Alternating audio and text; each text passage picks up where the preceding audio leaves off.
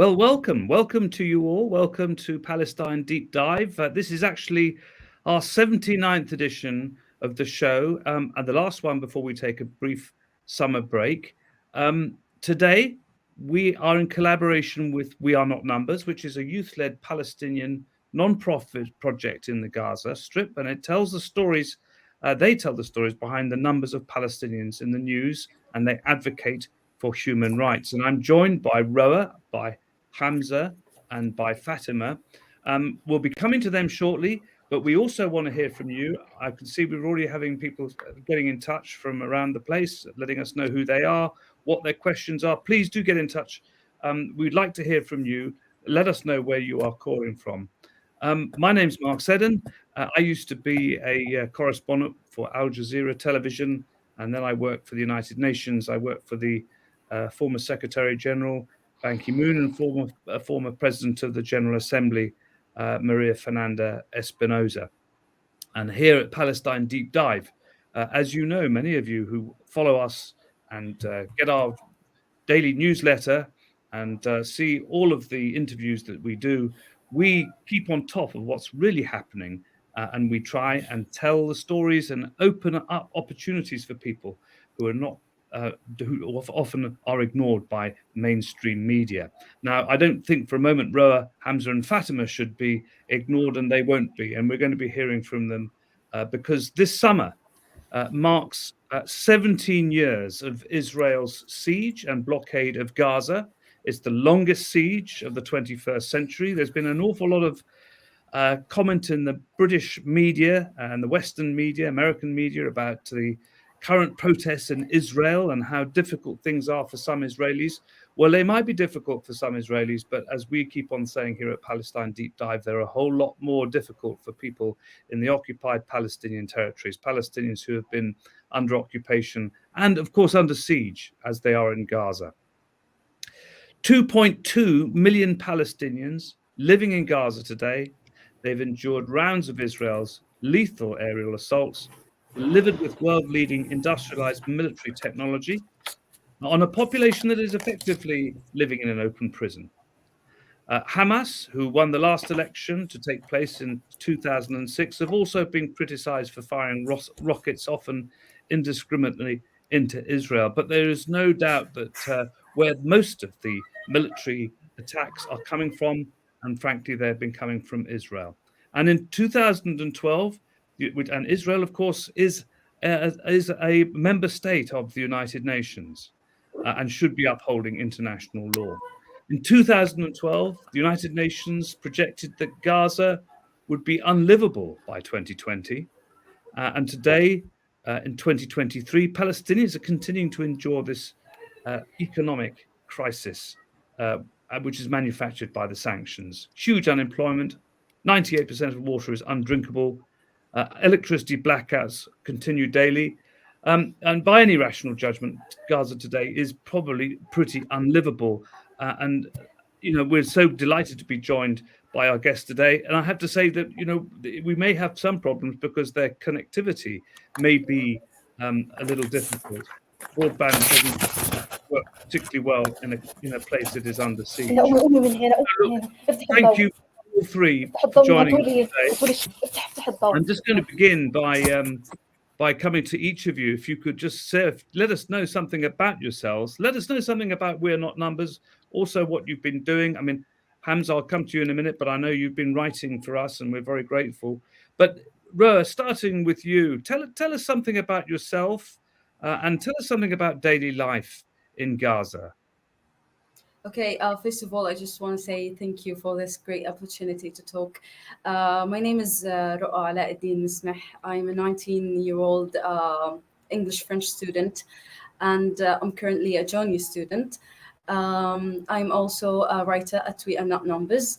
We Are Not Numbers is a project of training to train young Palestinian youth to introduce them to creative writing and writing personal stories, to talk about the Palestinian life and how we are not numbers exactly.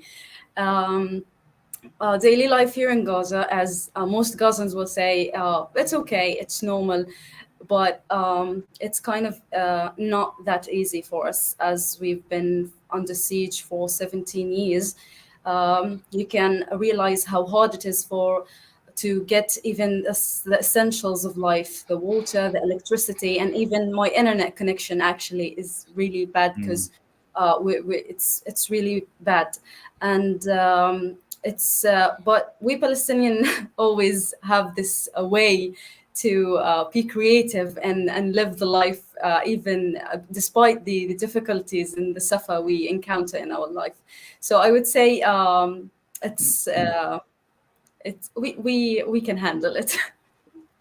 And Roa, you are, I mean, because a lot of people who are watching this have probably have some idea, and of course people who don't know very much about Gaza and the other occupied Palestinian territories won't know that not only is it virtually impossible for you, for instance, to go to, let's say, Jerusalem or Jenin or Hebron, but it's also extremely difficult for you to leave Gaza. However, you are about to go to France, I think.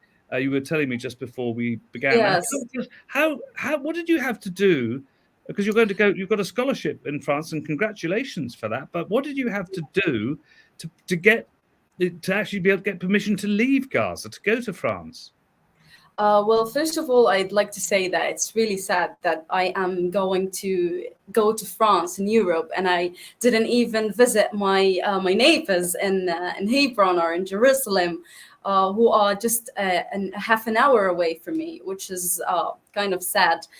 Because obviously we cannot leave Gaza, but when it comes to specific scholarship, ambassadors and people of responsibility would engage in such stuff to facilitate this such stuff for us, especially for travel. It's been hard because if you ask someone, I want to go for France, for example, I would like just go for the airport, book a ticket, and then you go to France. It's not like this here in Palestine. We have to assign papers to go through the port in the areas, if you know that, and then to go to Jericho. And then from Jericho, we have to leave to Jordan. And from Jordan, we're going to have a flight to France. And it's really hard because there is no airport here in Gaza, nor we are allowed to go airports in occupied Palestinian territories.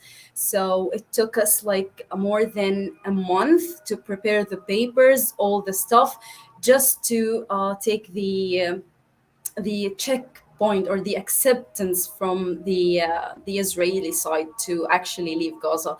We got it, but after like 3 weeks of suffer and going from place to another, and it's been really hard, but for people like us, it's worth it to go to see the world. And funny, yeah, like ironically enough, I'm gonna meet people from West Bank in France who are like my neighbors, but I can't see them in my country, but I will see them in Lyon. And it's really depressing, but at least I'll get to see them.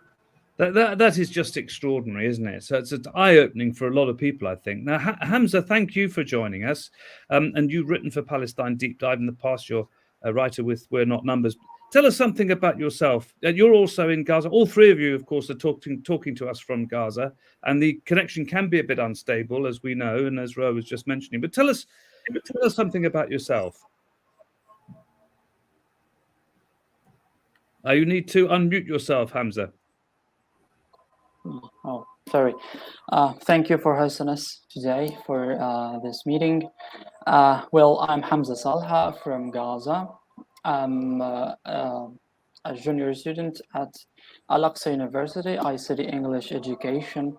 I joined the 16 cohort of We're Not Numbers of 2022, and now I work as a freelance journalist, writing on different kinds of international magazines, including a Palestine Deep Dive after the cooperation between We Are Not Numbers and Palestine Deep Dive. The story I wrote on your platform was written amidst the last Israeli aggression against Gaza.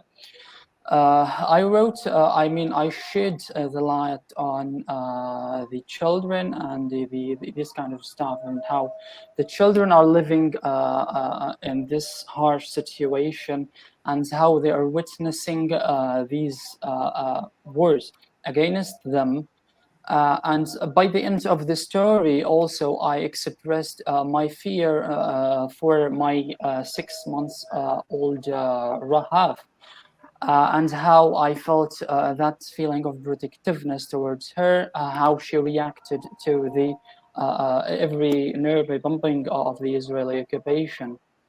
And it's never been a coincidence when I found once a beacon from the beginning of the last Israeli aggression. I saw it as a kind of, she was talking my window, the window that is really directly behind me. She was taking it as a bombing shelter, and soon after the war ended, she left as something like she felt of safety, and left from my window cell.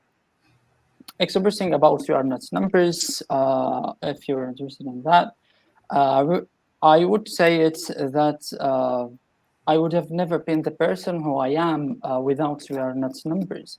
We Are Nuts numbers mainly concerned of amplifying the youth voices.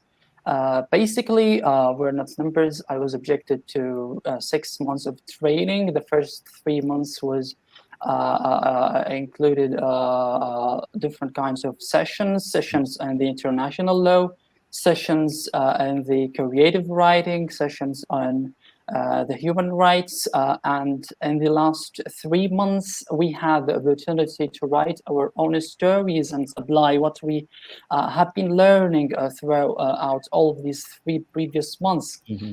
And soon after these 6 months ended, we used to say always and forever, once a oneer, always a oneer, so I'm oneer forever. After the end of this cohort time, 6 months time, we had that Norwegian project for our cohort, while the other sessions are going on for the cohort that followed us. The Norwegian project, which is main concerns in photography. So we used to take some kinds of photographies from daily lives in Gaza, different kinds of photos. We were asked to take these shots, and we had, I forget actually his name. He was kind of making a kind of supervision on these photos. Right. And then, after or before and after and until now, I joined also that sub-project of awareness numbers. Like 1 month ago was the graduation celebration of it, which is One Reports. It's a project that is for the first time to be made on the level of the whole Gaza Strip by the experienced freelance journalist Ahmed Sammak. Ahmed Sammak also is like a previous oneer, and he used to be a coordinator assistant, and then or a project assistant, and then he gave us that a project, which is One Reports. We objected to more than 80 hours of freelance journalist, like more than 80 hours of journalism training. And now, as a result of this training, after the last Israeli aggression, I wrote over 4 stories expressing the different kinds of Gaza, and Palestine deep dive story was one of them. Excellent. Well, look, for Hamza's piece, by the way, which he just mentioned, if you want to read Hamza's article, which he wrote for Palestine Deep Dive, it's titled "A Shadow Over Our Childhoods: The Peril of Occupation," and you can find it on the Palestine Deep Dive site. Fatima, coming to you, tell us something about yourself, if you will. You're also in Gaza, and I'm guessing that like with Hamza and Roaa, almost 90% of your life, possibly more, must have been spent living under this under this siege effectively and under these economic sanctions. But tell us about yourself, what you do and what you're doing with We Are Not Numbers.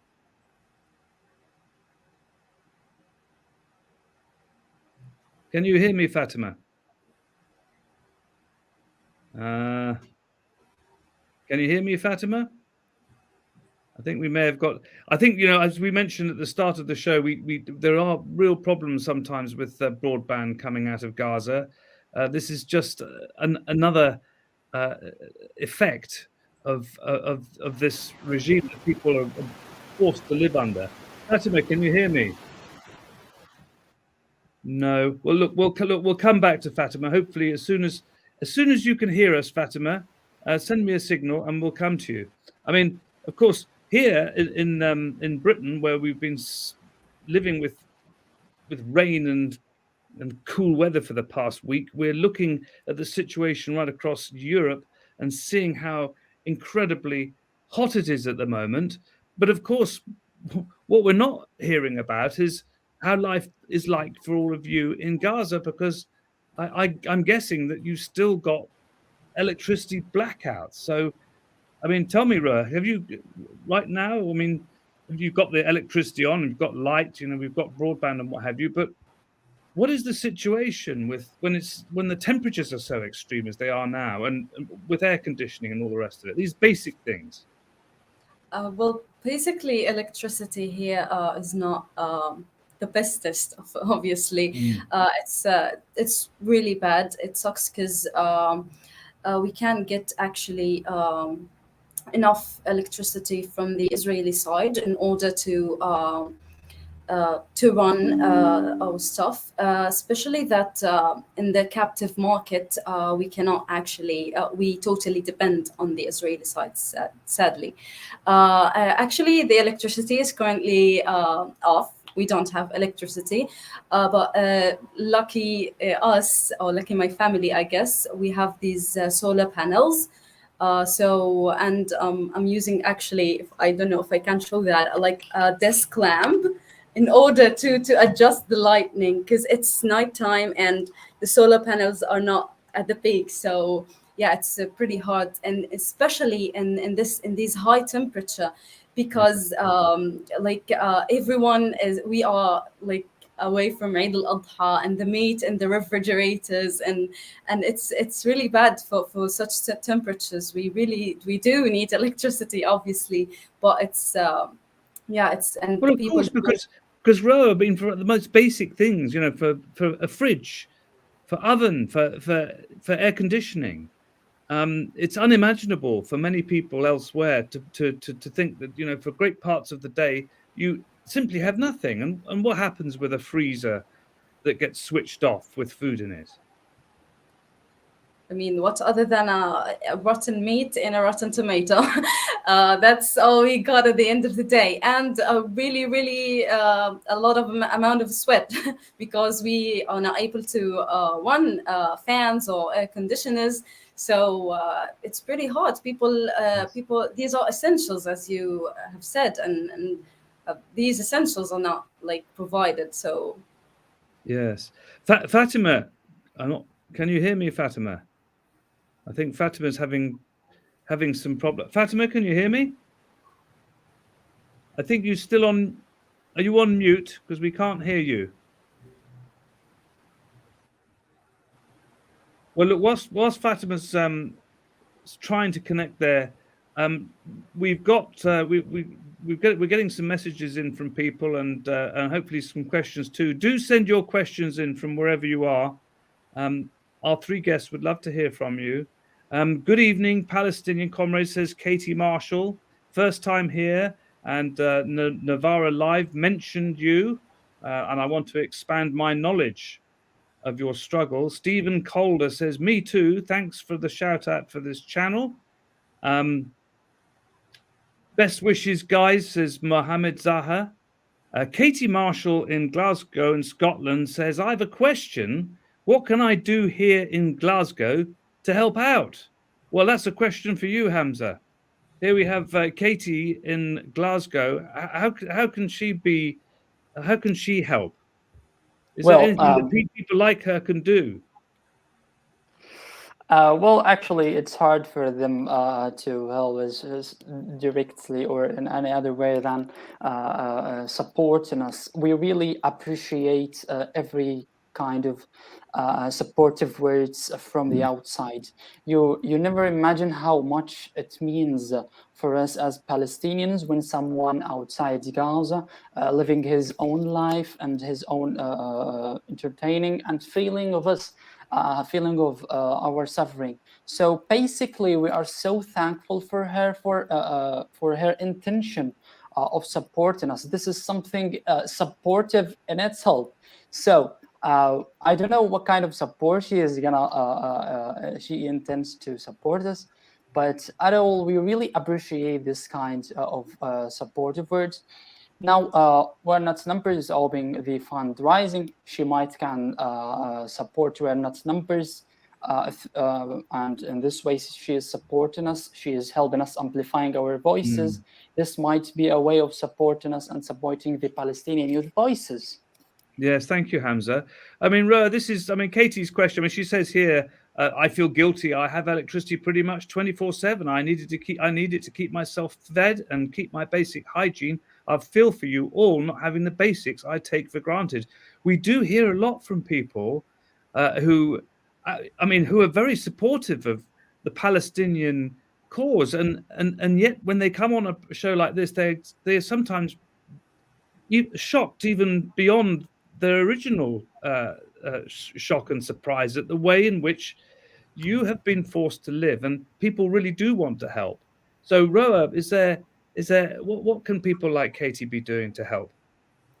Well, let me say, if you just read stories that we personally write, that would be great to know about us personally, because that's the purpose of the story. We want people to know about the stuff we live. So that would be a great pleasure if you just know about this, and your thoughts that you're thinking of how to help is just a help in itself.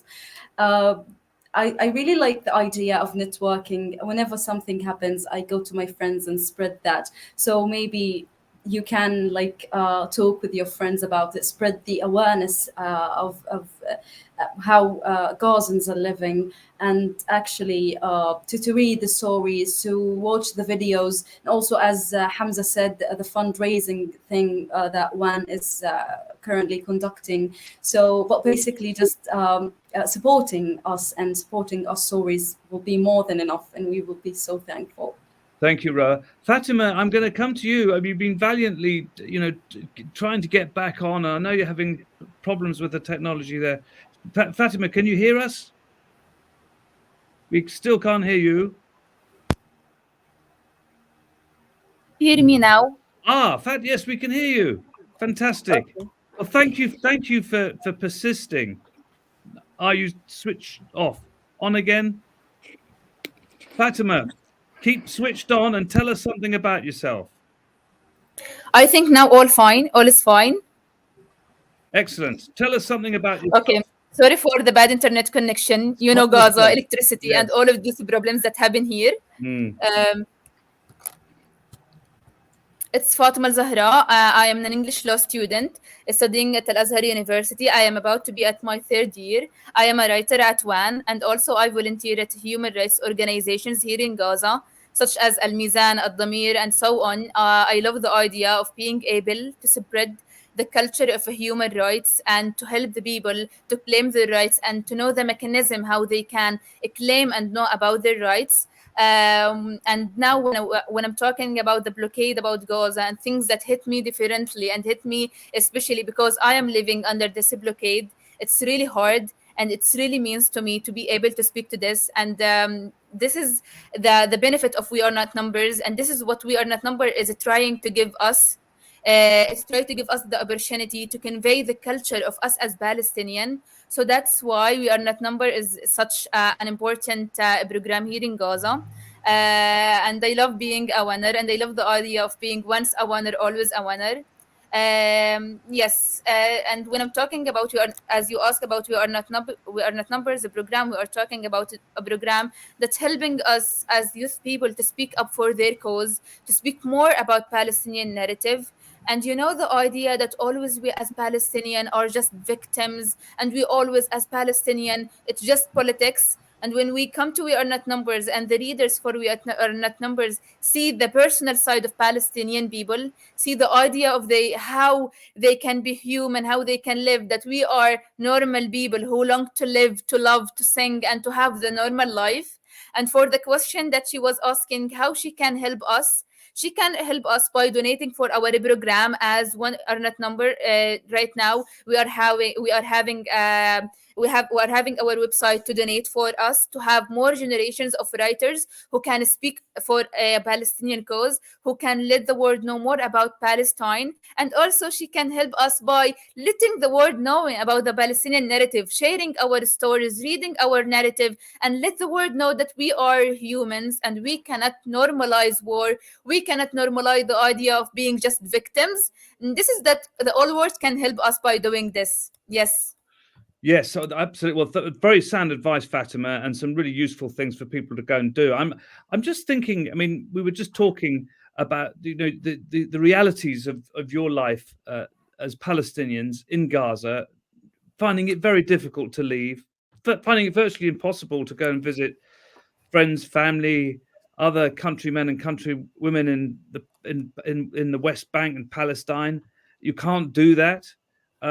And we know about the blockade, the sanctions that have been mounted, the fact that electricity is scant, water is scant, all of these things, all of these terrible problems.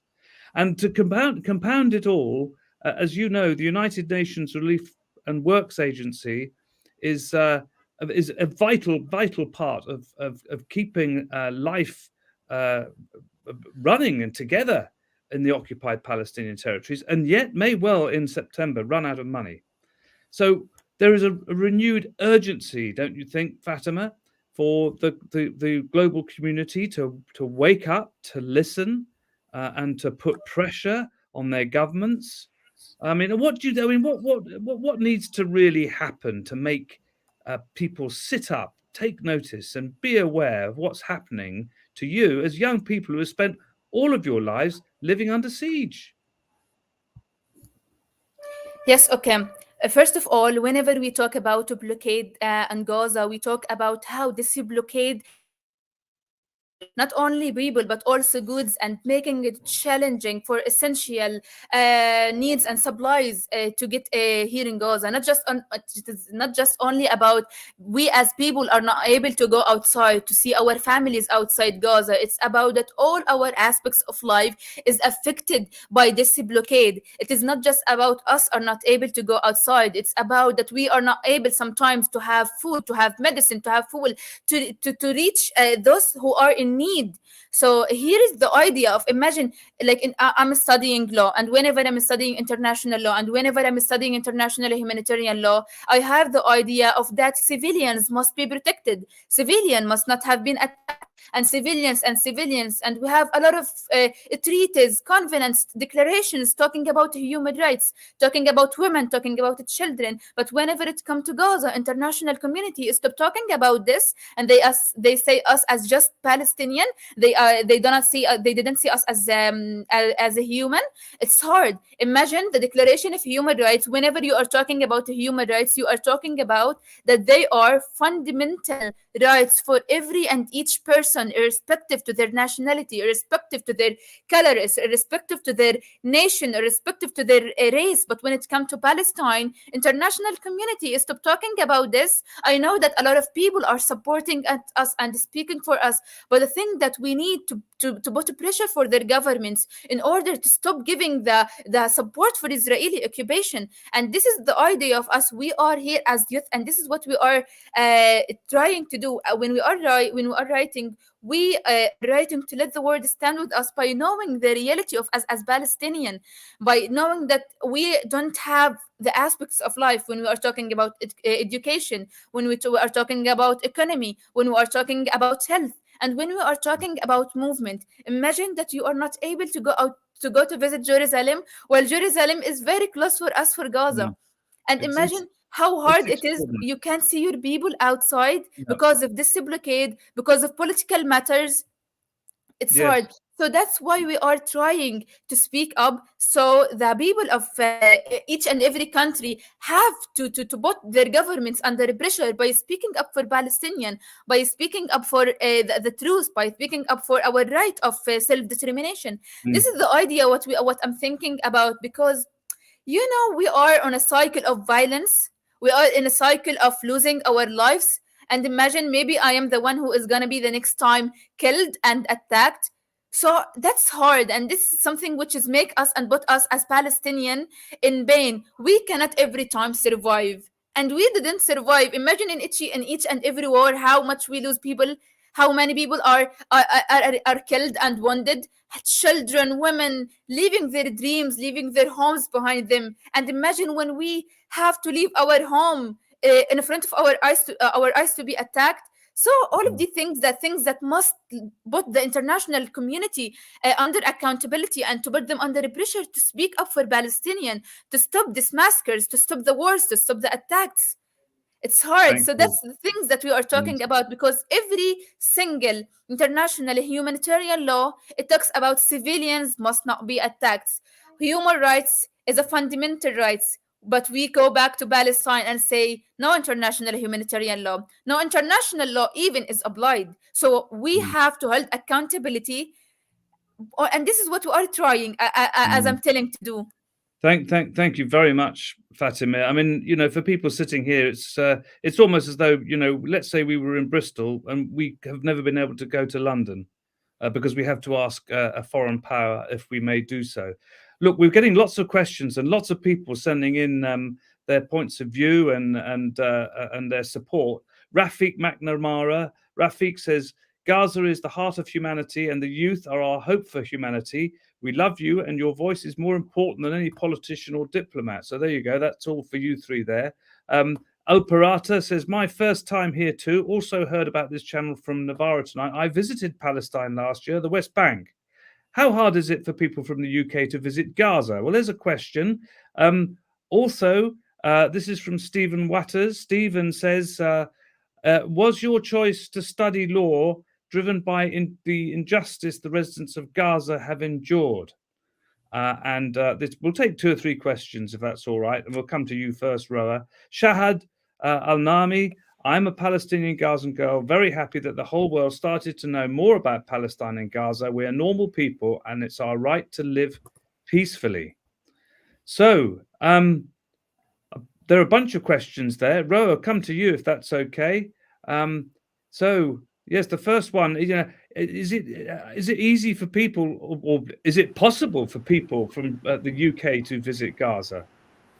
No one is allowed to enter Gaza unless they are with the humanitarian official organizations. However, when I was younger, I used to, until now actually, follow a YouTuber called Jay Palfrey. He's a traveler from the UK, and he tried so many times to enter Gaza and come to this city to just visit and see how people are living. He tried really hard, but then actually it failed. He couldn't make it here because it was pretty hard for people from outside to enter Gaza. So it's I'd rather say it's kind of impossible unless you are with a humanitarian organization. And sometimes even if you are with some international organizations, you are not allowed to enter it. So yeah, it's kind of impossible. Hamza, coming to you, there's a question. This is from Miriam, and she's in Manchester in Northern England. Can you tell us what life was like during May's bombardment? And do you feel the media cares about you after the bombardment? What was it? I mean, because of course there is media interest, international media interest, when some attack is happening, but then it all goes away afterwards, and we never learn what happened to people and what's happening in terms of reconstruction. And then, of course, people say, "Oh, look at all this reconstruction," and then it all gets bombed again. So, what was it like living through May's bombardment? You need to unmute yourself, Hamza. Well, I didn't hear the question, Oh. very well, but I guess it's about how is it like to Yes. be living amidst Under these bombardment. continuing bombardments, isn't it? Yes. Well, yeah, undoubtedly Gaza, the whole Gazans now all are thinking of war. Like the continuing wars against Gaza made them just expect in the future wars. Now, if you asked a Gazan, what are you expecting to come like in the coming months? No, yeah, he would definitely tell you, yeah, a war is about to happen, because the unstable situation in the inside Israel and even in Gaza also lead us to expect that Israel might go for that choice aggression against Gaza in order to blah blah blah, in order to maintain the government of one of the government of them. So these continuing aggressions against Gaza made them think that way. That way of I used to call it the concept of death. For the Gazans. Now, as a Palestinian, for me, I lived before in Spain for a whole semester. When I want to compare between Spanish people and Gazan people in Palestine, or specifically in Gaza, they have that concept of death, which means that they only think of death, they only expect death, because they already expect wars because of the continuing aggressions and wars against Gaza. That leads them to think of the concept of death. That means that they don't look and search for these like entertaining features of life. They are not thinking like any other European people when in every summer, oh, I am going in a tourist journey, for example, to Paris, or to, for example, to the Maldives. No. This does not exist in Gaza. This is the concept of death. This is a normal life situation which most of the whole world is living. While in Gaza, it does not exist. But when you look at any other people outside Gaza, the normal people like in Europe or in Spain that I used to live, in every weekend, they used to go for having some kind of tourism in maybe to Belgium, to Netherlands, or any other country, visiting their neighbors, visiting their relatives, and so on and so forth. And also in the Christmas there, also my classmates went to visit their families. The Erasmus students went to Italy. For the Italian Erasmus students went to Italy to visit their families, celebrating the Christmas with their families. While I couldn't go back to Palestine or to Gaza in order to have some kind of a celebration with my family and the Christmas, because it's really hard. I went out from Gaza in a real hard situation. It took me over 40 hours in order to just step out of the Egyptian airport. And then when I came back, it took me over 50 hours to get back and hug my families, my fathers and my mothers, my father and my mother, So this is the concept of death that most of the Gazans, for example, now it's summer, it's scorchingly hot. Every one of Gaza is having that kind of really suffering because of the temperature degree that hit records. I was reading like maybe 2 days ago an article about how the other countries are in Spain, more specifically, because I'm still interested in how it's going in Spain. There's also a heat waves in Spain, but the governments there deal with such situations. They have plan A, plan B, plan C. They have alternatives. They have possibilities to do with their people. But here in Gaza, even the electricity, which is an essential or a basic life requirement, it does not exist. When you talk about air conditioning here, I used to live in Spain in a house that consists of or has 3 air conditionings. But here, even we don't have any air conditioning. Neither me neither any other nor any other family in Gaza have their air conditioning, which is a basis or a basic life requirement. It does not exist. I'm not talking only about air conditioning. It's really a miserable situation when you come to talk about these normal life requirements, normal life or daily life features in Gaza. One of the choices that Gazans might reduce their own suffering through is going to the sea. This is a fundamental or a magic solution for them, and that's a really blessing from God for us, and a really great solutions for us. And I spent my whole summer time in the sea with my friends. Whenever I get depressed, whenever I get very like. This is, I mean, listening to you, Hamza, and to Roaa and to Fatima. I mean, it's very, very difficult for us to really truly appreciate how you are living, how you are surviving, really.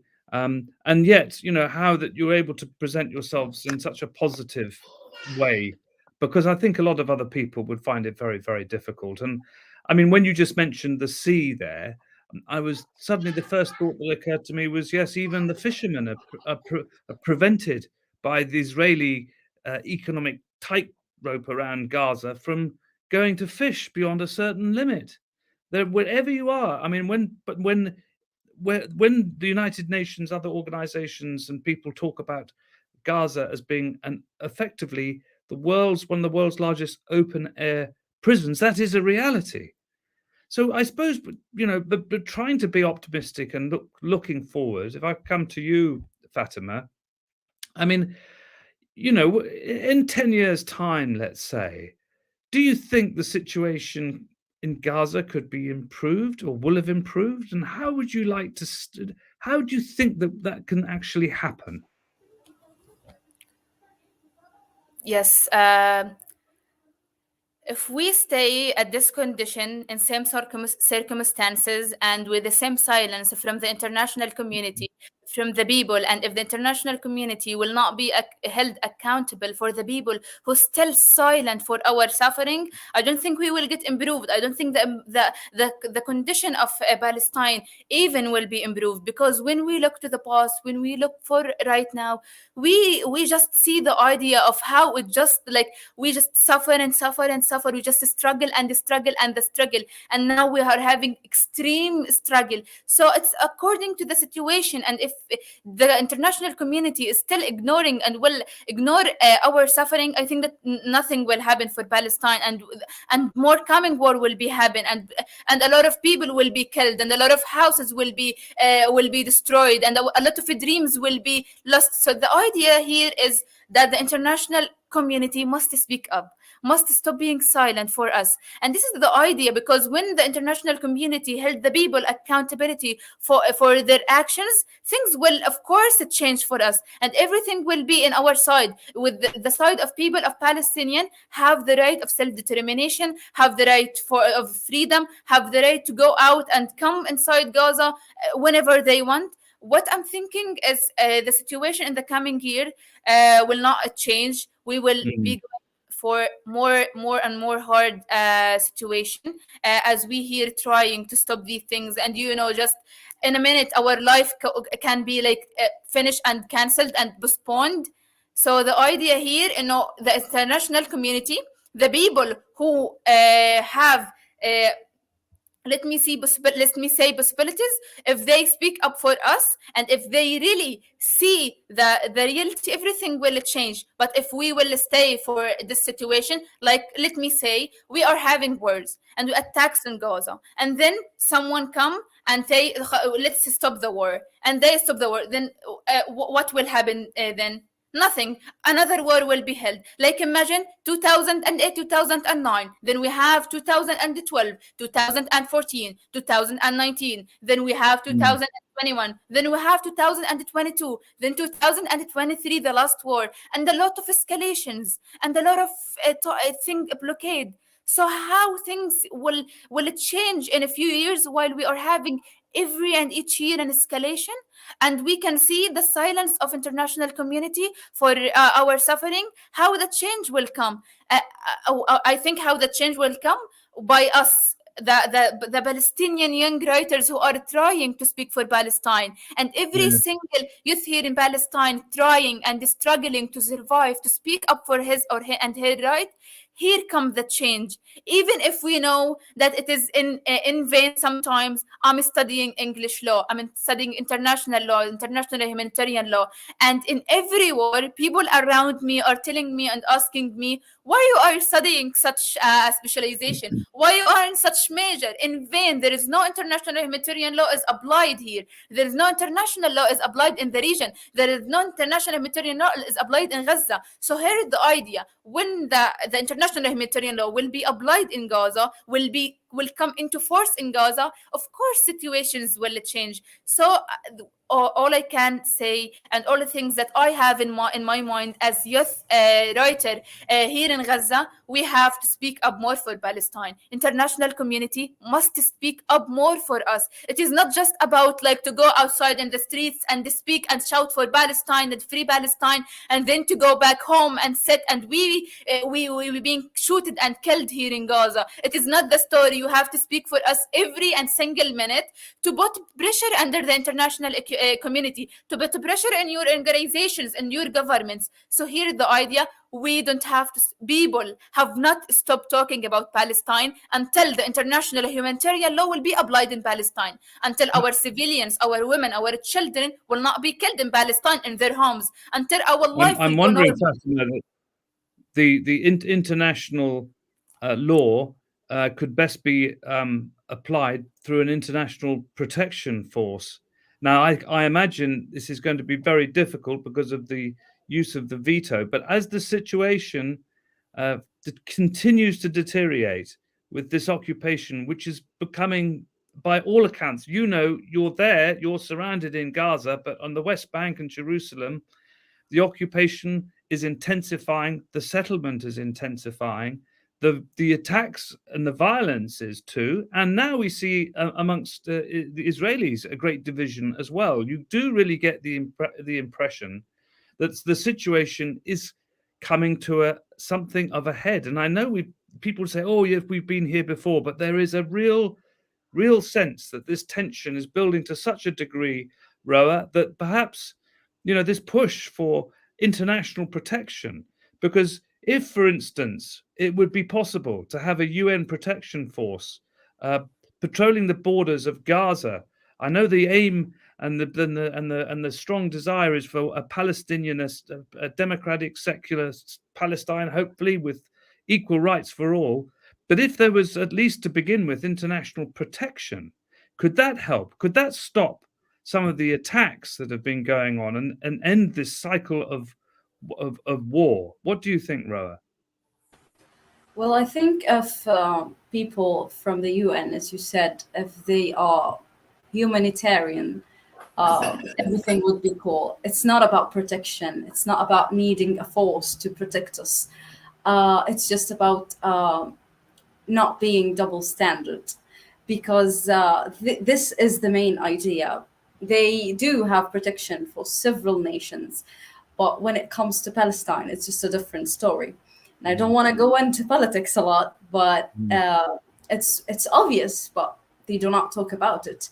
People may know it if they read about the situation, but the publicity is not actually showing it. So I don't think a protection is what we need. I think what we need is the right of self-defense to this is our land and it's been stolen. I cannot tell you that I stole your pens and now I'm gonna make an agreement and give you 3 pens to be fair. It's not fair. These are all my pens and you stole them.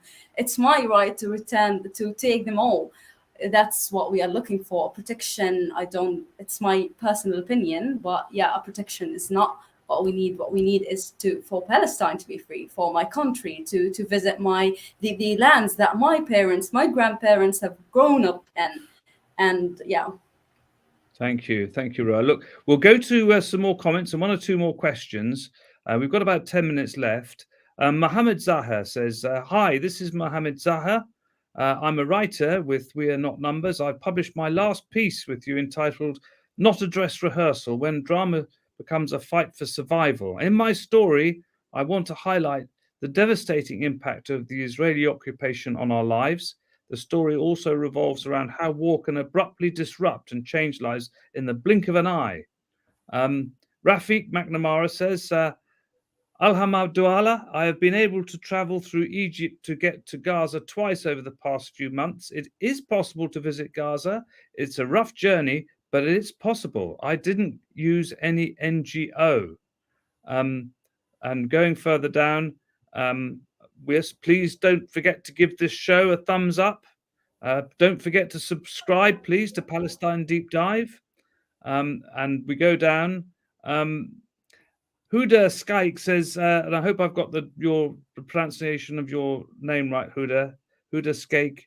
As a Gazan girl, I think things will be harder.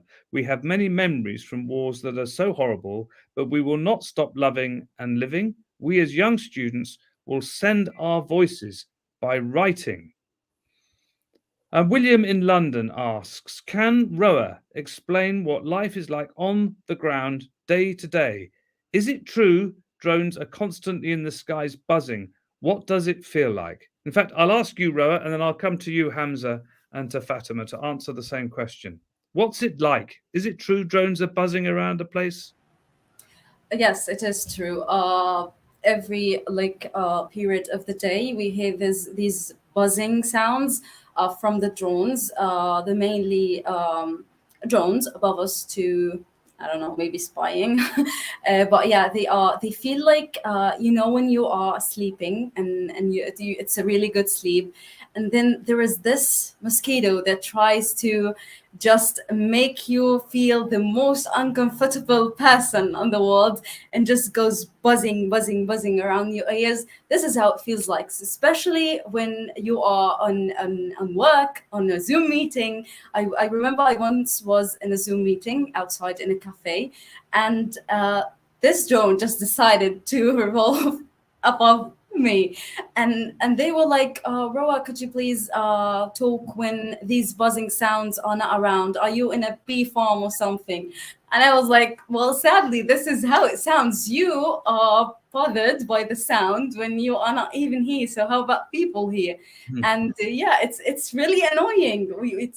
It can be so annoying that you cannot even sleep, you cannot even do stuff. Like it's rather bothering, I would say.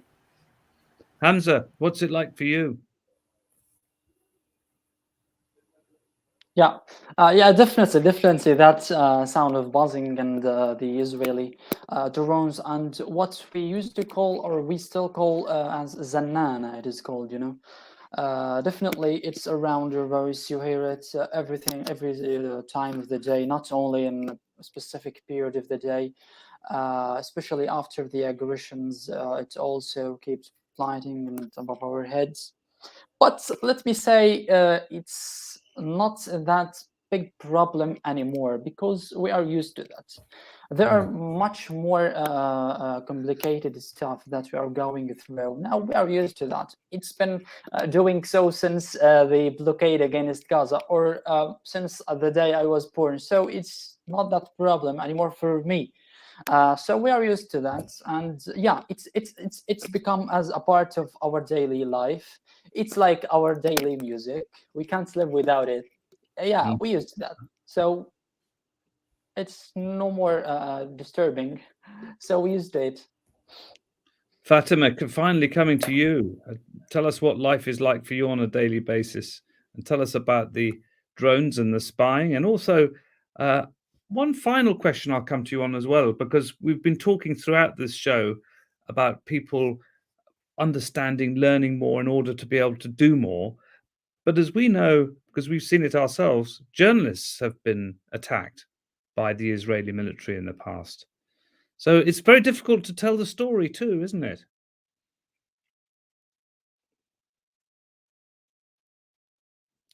I think you're muted, Fatima.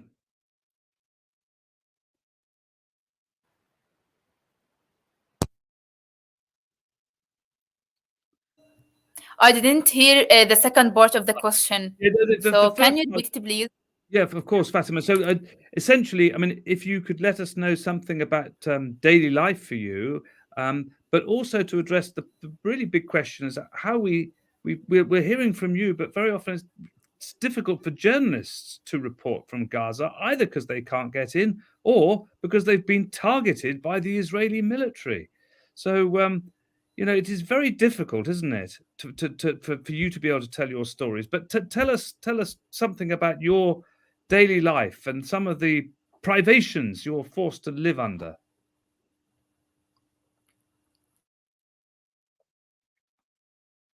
First of all, when we are talking about the Zannana, for me, I will never get used for something which is like this, and I hate the idea of us, or of anyone else trying to normalize having Zannana over our heads. It's super hard. For me, sometimes I feel that death is near to me. Sometimes it is really near to us for our houses. And imagine the idea that you think that it is gonna be your turn, and especially in the times of war. And even now, whenever I hear the sound of it, I just feel very confused, and I start telling my family, stop talking, go and check the news. I will never normalize the idea of having something for up my around me, something like this. It is something which is not normal. It really hits me hard, and I think that I have like something which is like a trauma from these sounds. Whenever I hear a sound which is related to things like this, I really feel confused, and I just feel something will happen to me. So I think it's hard for us to have to normalize the idea of having as a nana over Gaza. And I always thinking, when will the time I will not be able to hear something like this. So it's hard, and sometimes, as I mentioned, you can feel that this is near to you, and maybe you are gonna be the next the one who is gonna be attacked. So it's something which is hard, and I wish one day it will disappear from the world, all over the world. I know that the world is not suffering from Zanana, but just the idea of Zanana, I wish it will disappear. And for the second type, when we are talking about journalism and the people who are trying to speak up for the Palestinian case, to speak up not just from Palestinian journalists, but also from people who are outside Gaza, it's super hard for them. And I know the struggle and the things that they are going through. One day we were having Yasser Murtaja, and he was killed by Israeli occupation while he was covering the events of Gaza. So yes, it's hard. We haven't, and I'm mentioning a lot legal terms, but because I am a lawyer, let me say I'm a semi-lawyer, but it's something that we have international humanitarian law that they must be protected. But he was also killed because just covering the idea of Palestine, and also we suffer. Fatima? We can be postponed, and maybe they prevent us from traveling outside Gaza because we just write for Palestine and they speak for politics. And imagine the idea, but just because you are speaking for your case and you are speaking for your land, you are speaking for yourself because you don't want to be the one who is going to be killed the next time, you will maybe be prevented and from going outside and losing a lot of opportunities. And this happened a lot here in Gaza. When our young writers or our young speakers try to go outside Gaza, they suffer a lot because of this problem. They trying to speak up. Israeli occupation prevent them to go outside Gaza because they know that the Egyptian border is it's so hard, and so they drop the other border, which is Ares. So they are trying to put obstacles and struggles for Palestinian, but so it's hard. And I want to mention also Shireen Abu Aqla, that also she was a journalist and she was killed in Jenin while she was covering the picture of Palestinian normal. So imagine, it's hard. And it's something I can say that we are brave, and we are a people who long to live and who long to speak up for their case, and we will never stop speaking for our case. And even whatever they did, we will speak and speak and speak and try because it's our case. And yes, I will mention always, and I will tell always that the international community must put certain enforcement. When Roa mentioned that all we need is like in all of our right, we don't. And the idea came to my mind that sometimes they go to the idea of negotiation, give us this and take this. So no, and this happened all over the time, all over the topics, all over the things that related for us as Palestinian. So they tell us stop talking. Yeah. Palestine, stop speaking, to go out. So yes. Look, Fatima, I have to stop you there and thank you very very much. Hear you if you mentioned something. I'm just thank you very much. I mean, a very powerful exposition and contribution there, and we want to hear more from all of you. I'm sure that we will, and we'd like to thank Fatima, Roa, Hamza for joining us. From Gaza. It's not easy for them to join us from Gaza. It's not easy for them to be able to speak up, and we really have to try and magnify their voices and help in any way that we can. And we wish them all the very best. We are with numbers, and we hope to hear more from them on Palestine Deep Dive and from elsewhere. And I'd like to thank all of you who have been in touch today, who sent in questions, who sent in comments, who sent in your support. Thank you. Here at Palestine Deep Dive, we'll be taking a short summer break, but thank you to Omar and to Alex and to all the team at Palestine Deep Dive, but most particularly, thank you to Fatima, Roa and Hamza, and we hope to see you again soon. Thank you so much.